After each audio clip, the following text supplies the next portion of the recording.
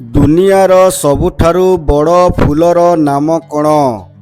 Option A Padma, option B ସୂର୍ଯ୍ୟମୁଖୀ, option C ରାଫ୍ଲେସିଆ, option D ଗୋଲାପ।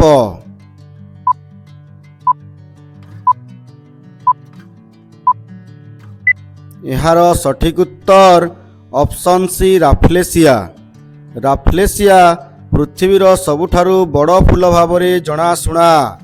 ଏହା ମୁଖ୍ୟତଃ ଦକ୍ଷିଣ ପୂର୍ବ ଏସିଆର ବର୍ଷା ଅରଣ୍ୟ ଯେପରିକି ଇଣ୍ଡୋନେସିଆ ଓ ମାଲେସିଆରେ ଦେଖିବାକୁ ମିଳେ।